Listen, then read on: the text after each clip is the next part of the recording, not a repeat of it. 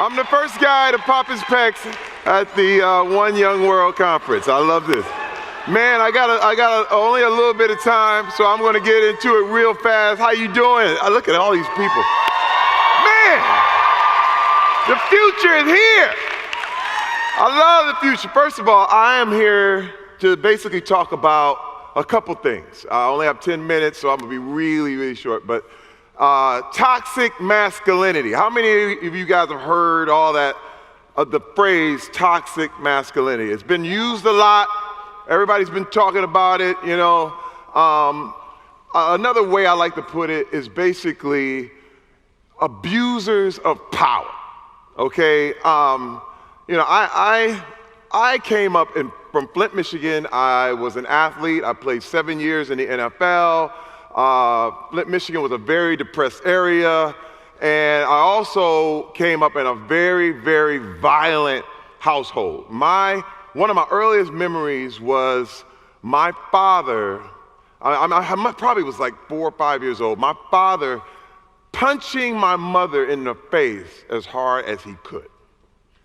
That was one of my earliest memories. And you know, through trauma, you learn your lessons.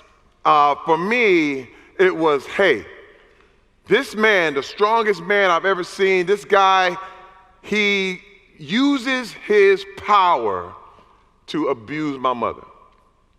I learned simply because I was a man, or he was a man, or the people around me who were men, they were more valuable than women. This is how it was for me coming up in Flint, Michigan. And this is funny because people say, you know, it's toxic masculinity. I mean, don't women do things wrong too and the whole thing? But you got to understand, men and women are very, very different. One thing I noticed coming up in the hood, it was kind of wild because everyone uses their thing to manipulate people. Like, you know, women tend to be manipulated through fear. When I was coming up, the whole thing, if you were, you know, I came up in a crack epidemic where, you know, there were pimps and people who were basically treating women as property, and their whole thing was to intimidate. My father using fear to intimidate my mother. And he would basically manipulate her through fear. And I knew that, you know, guys would work games like that, you know, where they would either be physical or they would manipulate through mental means, where it's like, hey, you know, they would look at a girl or whatever and tell her, or their date or their wife, and tell her that she wasn't pretty enough, or she wasn't, she wasn't gonna be around much longer, or they would flirt and make her feel very, very insecure, because the whole game was that you keep the girl or woman off balance so that she never knows whether you like her or not. And this is stuff that was told to me when I was a kid, that when I was dating, they were like, hey man, you gotta have game, you gotta do this thing. But men tend to be manipulated through pride. And pride is what is the lifeblood of toxic masculinity. When guys are always like, hey man, I bet you won't do this. And I bet you I will. And the whole thing it's about, you know, the challenge, you know, if you ever see 5 men walking somewhere, they're probably on their way to do something really stupid. I'm just telling you, because there's nobody there to calm them down. And let me tell you something. The perfect example of toxic masculinity I can give is, let's say you have a restaurant, and a restaurant has a sign in the bathroom and it says, hey, all employees must wash their hands. But you notice when the boss comes in, who's a man, and if the boss is a guy, he's gonna come in, and you notice the boss never washes his hands. And so he goes in the kitchen, he's touching the food, he's doing his thing, and the employees are like, man, I don't think the boss ever washed his hands. So what happens is somebody has to tell him, and it's usually the manager, and they tell the manager to go over there and tell him, and the whole deal, and all of a sudden, the manager goes over to him, he says, boss, I'm so sorry, we noticed you didn't wash your hands. Could you please wash your hands? And the boss says, oh, yeah, Thank you for telling me. You're fired. Then all the employees immediately know, never ever confront the boss about anything. Now you have slipped into a toxic environment very, very slowly. All the employees are now behind enemy lines. Now they are, if you ever come up to the boss and say anything to him, you are now at risk. You are now a problem that needs to be eradicated instead of an employee that has good suggestions. And I'm trying to tell you, I was a part of this.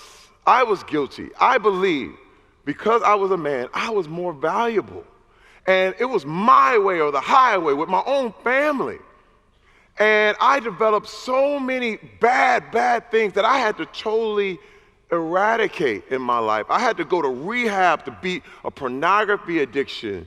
There were other things in my life that I knew because of this masculinity issue, this pride issue that did not allow me to hear the truth. It totally, and I'm gonna tell you, man, you guys are young. You guys are the future. The way I came up, you know, when I was young, it was like, hey man, nobody wanted to hear me. They were like, just be quiet, you don't know what you're talking about. But I'm here to tell you that you do know.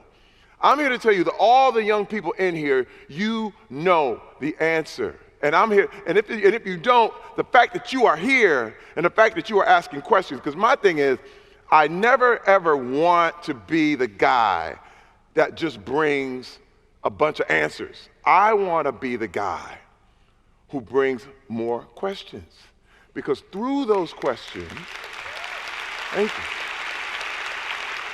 Through those questions, that's where you're going to really figure out the best way. Because let me tell you, one day is one way and the other day is another way. Now, I also want to bring up the Me Too thing. Because being a card-carrying member, ex-member of the cult of masculinity, I was able to recognize when my lines got crossed. There was the head of the motion picture department at my agency, WME, a guy named Adam Bennett, came up to me in the middle of a party when I was with my wife. And this was 2 years ago. I was already successful, already done movies, already on Brooklyn Nine-Nine, already doing this stuff. And he walks over to me and he gropes my genitals at a party. And I'm sitting here going, what in the world? Now, I push the guy back. I'm like, what is happening? I don't even understand it. Now, I didn't even met the guy. I didn't even know the guy. He worked at my agency, but I didn't know him. But I'm like, what is this dude's problem? So he comes up to me, and then I push him back. He comes back to me again and does it again. I'm like, whoa. Whoa, now, my first thing is to kill him. You know what? I'm sorry. I can do that. I'm 240 pounds. I got a lot of muscle. I can handle it. The masculinity part is like, yo, wait a minute. But then I had to think, wait a minute. I am a black man in America. Wait a minute. He is a very, very rich, successful white man. This is his party. If I hit him, what's going to happen to me? Now we're talking about a power dynamic. Most of these things don't deal with sex. The whole Me Too thing is never about sex. It's about power. It's about people who want to manipulate and use their power and abuse their power. That's what it's about.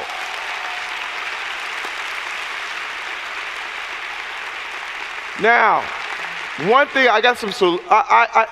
this is the thing, I have a theory. I have a total theory.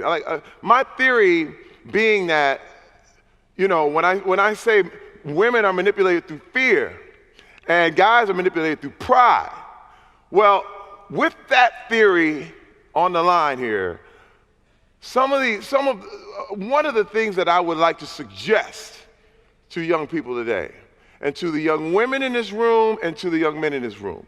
One of my suggestions for women to combat this kind of thing is that women be fearless. Fearless. Let me tell you how the only way I changed, the only way I woke up is my wife left me. My wife left me. And you know what happened? I was like, okay, you know what? Go ahead and go. Fine. You know what? I'm successful. Everybody thinks I'm great. I can go. You know, Hollywood doesn't care if you lose your family. They don't care. I'll get 2 or 3 other movies. It's all right. Everybody thinks I'm wonderful. But the problem was, I knew I wasn't wonderful. And she knew I wasn't wonderful.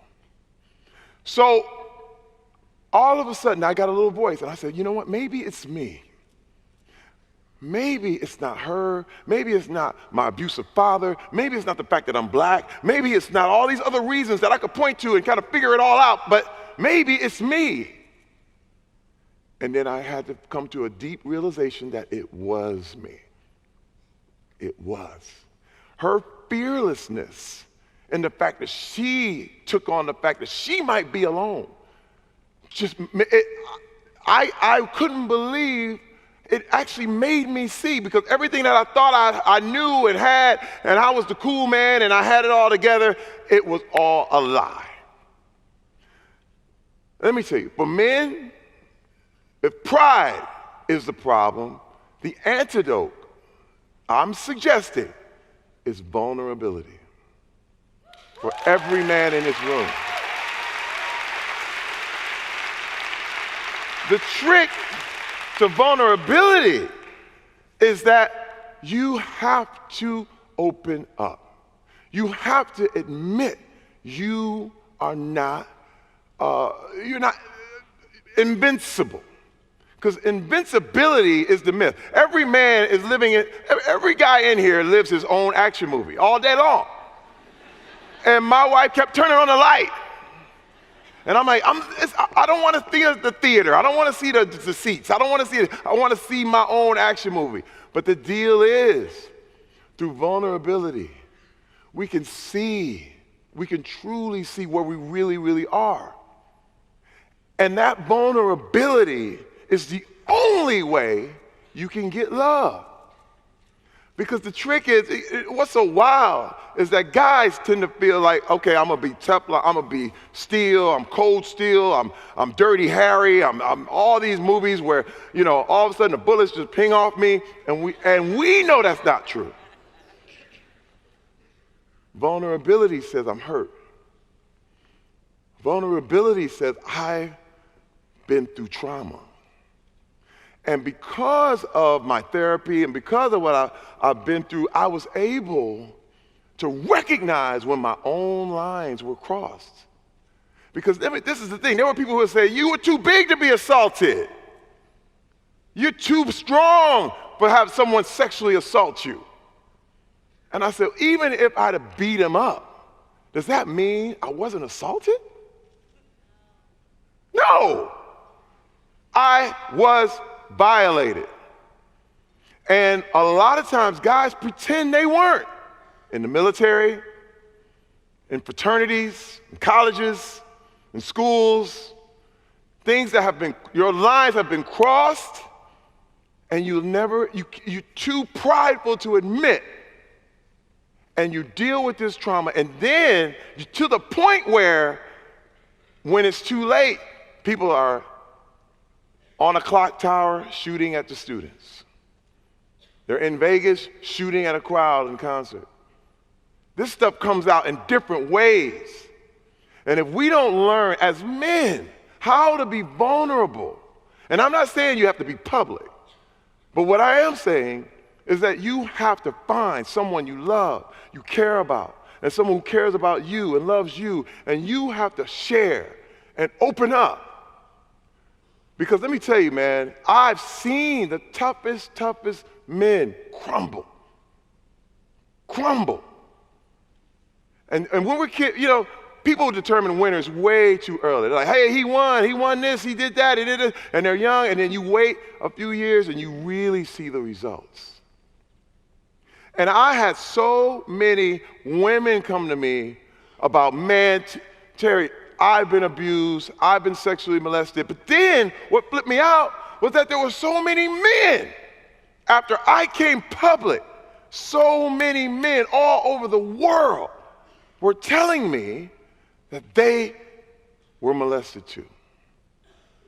And it really opened me up to see that this thing is not a witch hunt. It's a fumigation. Me Too tells what exactly is going on. And let me tell you, there's a word that a lot of people use in these circles. Silence is violence. Your predator, anyone who's giving you that kind of trauma, depends on your silence. They depend on you being quiet. They depend on you being scared. They depend on you not telling him to go wash his hands. But I'm telling you, my wife told me, I need to go wash my hands. She was fearless. And I'm here to tell you that this era, you guys are the future, man. And I have never, ever seen a world like this. Ronan Farrow said, we've crossed the Rubicon. The only thing I can really relate this to is the Emancipation Proclamation. Because people are free now. But remember, right after that, if you look at, I'm just going off American history. I know I'm all over the world right now. But in American history, there was a thing called Reconstruction, where you weren't a slave anymore, but if you jaywalked across the street, you'd get 40 years in prison. There's backlash that comes with this. Backlash. But I promise you, and I promise you this, that when you stand for the right thing, and you do the right thing, and you tell them to go wash their hands, you are going to have the support of good people. Because usually these guys are one and few. And they run a lot of people. Usually one predator is responsible for so much damage, it takes them years to get caught. So I want to thank you for having me here today. It's been a pleasure. And I'm trying to tell you, man, you guys, you're the future, and I love it. It's making me feel good. I only had 10 minutes, but thank you very much. Love you. It's so, Thank you.